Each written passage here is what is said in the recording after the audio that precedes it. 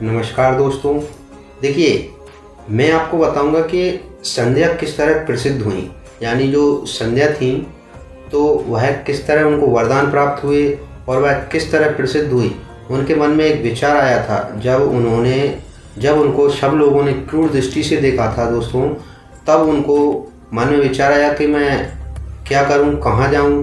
तो तब उन्होंने शंकर भगवान की तपस्या की थी और वह इस तरह प्रसिद्ध हुई दोस्तों कि अभी तक कोई भी स्त्री इस तरह से प्रसिद्ध नहीं हुई है।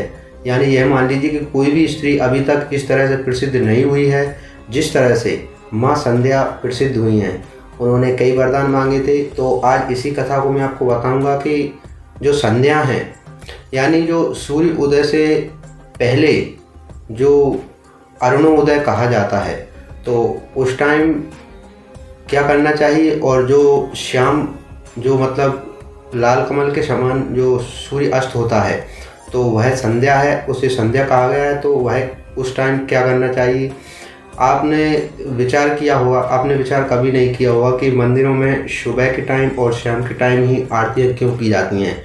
किसी भी देवी देवता की पूजा सुबह के टाइम और शाम के टाइम ही क्यों की जाती है, इनका भी यही कारण है दोस्तों। तो इसी कथा में इस सब का भेद मालूम चलेगा और इन सब को मैं आपको बताऊंगा।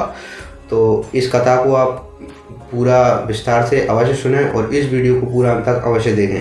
तो देखिए दोस्तों, अगर आप इस वीडियो पर पहली बार आए हैं तो मेरे चैनल वेद ज्ञान सागर को सब्सक्राइब अवश्य करें। तो चलिए वीडियो स्टार्ट करते हैं। देखिए दोस्तों, कथा इस प्रकार है कि ब्रह्मदेव ने कामदेव को वरदान दिया था कि आप किसी को भी मुंह में डाल सकते हैं, किसी को भी वश में कर सकते हैं। तो कामदेव को जब ब्रह्मदेव ने यह वरदान दिए थे तो उनको अपने वरदान प्राप्त होने पर आश्चर्य था, उनको विश्वास नहीं था। ऐसा विश्वास बहुत से को नहीं था दोस्तों। उदाहरण के तौर पर आपको बताता हूँ। देखिए कि जो महाभारत हुआ था, तो महाभारत में माँ कुंती थी, उनको भी एक ऋषि ने 5 मंत्र दिया था कि आप इस मंत्र के द्वारा किसी भी देवी देवता को अपने सामने बुला सकती हो और उनसे कुछ भी वरदान प्राप्त कर सकती हो। तो उनको भी उस मंत्र का विश्वास नहीं था कि यह मंत्र सत्य है या झूठा है।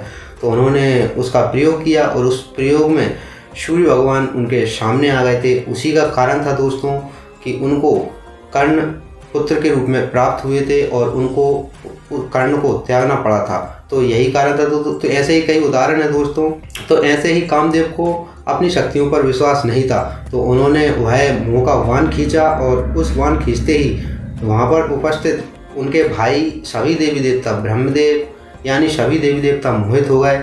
और सब मोहित होने के बाद क्या हुआ कि उन्होंने सभी देवी देवता ने संध्या की ओर क्रूर दृष्टि से देखना प्रारंभ कर दिया। यानी संध्या की ओर जो क्रूर दृष्टि होती है वह डालना प्रारंभ कर दिया, उनको बुरी नज़र से देखना प्रारंभ कर दिया सभी ने। तो माँ संध्या ने सोचा कि सब मुझे, मेरे भाई, मेरे पिता यानी सब मुझे क्रूर दृष्टि से देख रहे हैं, मुझे दुष्व्यवहार से देख रहे हैं, तो मैं क्या करूं, कहाँ जाऊं।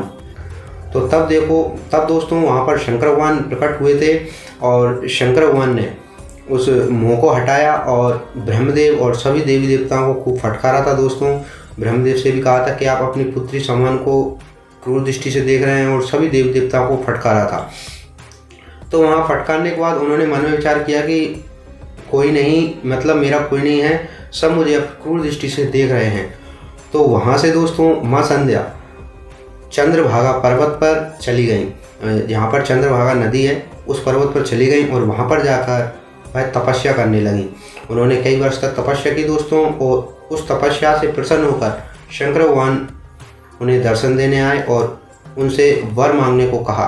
तो तब माँ संध्या ने प्रथम वर तो यह मांगा, क्योंकि माँ संध्या ने प्रथम वर यह मांगा कि प्रभु, मैं इस संसार में इस तरह प्रसिद्ध हूँ कि कोई भी स्त्री अभी तक प्रसिद्ध ना हुई हो और ना हो, मतलब मैं इस तरह से प्रसिद्ध हूँ। प्रथम वर उन्होंने ये मांगा। और दूसरा वर में यह मांगा दोस्तों कि उन्होंने विचार किया कि सब मुझे क्रूर दृष्टि से देख रहे थे, मतलब मुझ पर बुरी नज़र डाल रहे थे। तो उन्होंने मन में विचार किया, तो उन्होंने दूसरा वर यही मांगा दोस्तों। तो शंकर भगवान से कहा कि मेरे पति के अलावा, यानी मेरे पति के अलावा अगर कोई भी मनुष्य मुझे क्रूर दृष्टि से देखता है या देखे तो उसका वीर्य समाप्त हो जाए और वह तुरंत ही नपुंसक हो जाए। तो यह एक माँ संध्या ने वरदान मांगा था शंकर भगवान से और शंकर भगवान ने वरदान दिए थे। तो फिर शंकर भगवान ने उनसे माँ संध्या से कहा कि देखिए इसी पर्वत पर मेघातिथि नाम से ऋषि यज्ञ कर रहे हैं और आप जाइए और उस यज्ञ में समाहित हो जाइए, यानी उस यज्ञ में आहुति दे दीजिए, अपने प्राण त्याग दीजिए, उस यज्ञ में समाहित हो जाइए। तो शंकर भगवान इतना कहकर वहाँ से चले गए और माँ संध्या उस यज्ञ में गईं और उस यज्ञ में जाकर उन्होंने आहुति दे दी, यानी अपने आप को समर्पित कर दिया। तो दोस्तों जब उन्होंने उसी अग्नि में अपने को समर्पित किया तो जैसे ही उन्होंने अग्नि में प्रवेश किया तो सूर्य भगवान ने उनको अपने रथ में खींच लिया, यानी अपने रथ में प्रविष्ट कर लिया। तो अपने रथ में खींचने के बाद सूर्य भगवान ने उनके शरीर के 2 भाग किए थे दोस्तों।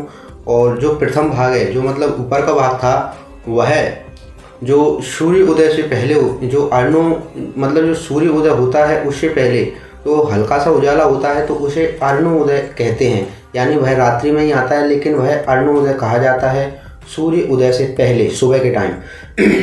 तो वह उनका जो ऊपर का भाग था वह मतलब रात्रि कहलाया, उसे रात्रि ही मानते हैं, वह रात्रि के टाइम पे ही आता है तो वह रात्रि कहलाया। और जो उनका नीचे का भाग था दोस्तों वह संध्या कहलाया, जो सूर्य अस्त होता है।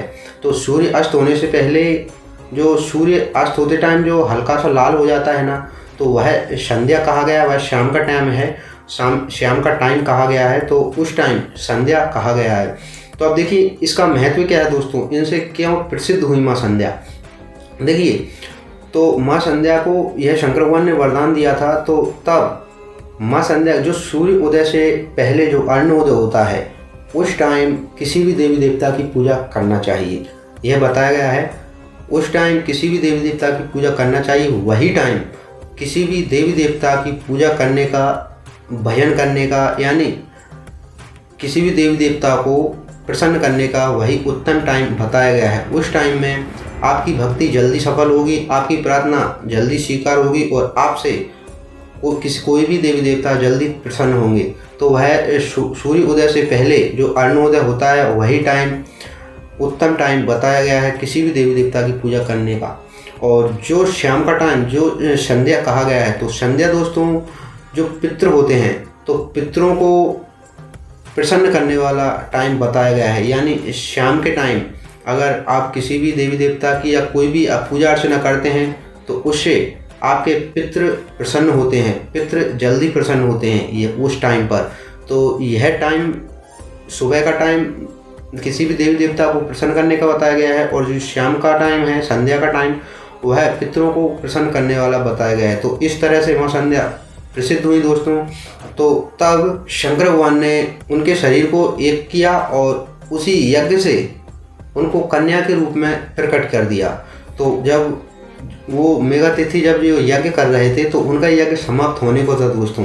तो जैसे ही उनका यज्ञ समाप्त होने को था तो उनके यज्ञ से वह एक दिव्य कन्या प्रकट हुई और उस दिव्य कन्या को उन्होंने गोद में लिया और अपनी पुत्री बना लिया दोस्तों।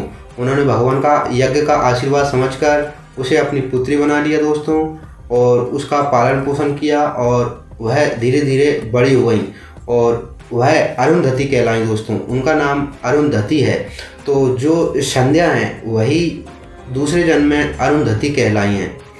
तो जब वह बड़ी हो गई दोस्तों तो सब देवी देवता ने यानी ब्रह्मा, विष्णु और महेश ने, शंकर भगवान ने, तो सभी देवी देवताओं ने मिलकर उनका विवाह वशिष्ठ जी के, ब्रह्मा जी के पुत्र वशिष्ठ जी के साथ करा दिया था। तो वशिष्ठ जी के साथ उनका विवाह हो गया था और उस विवाह में जब जो तीनों देवी देवताओं के कमंडल से जो जल गिरा था दोस्तों, तो उसी जल से क्षिप्रा नदी प्रकट हुई थी दोस्तों और अन्य 6 नदियां और प्रकट हुई थी, यानी टोटल 7 नदियां प्रकट हुई थी दोस्तों उस समय। जो उनके कमंडल से जो उनके हाथ से जो जल गिरा था दोस्तों, तो उसी जल से क्षिप्रा नदी प्रकट हुई हैं और उनके साथ में अन्य 6 नदियां और प्रकट हुई हैं दोस्तों।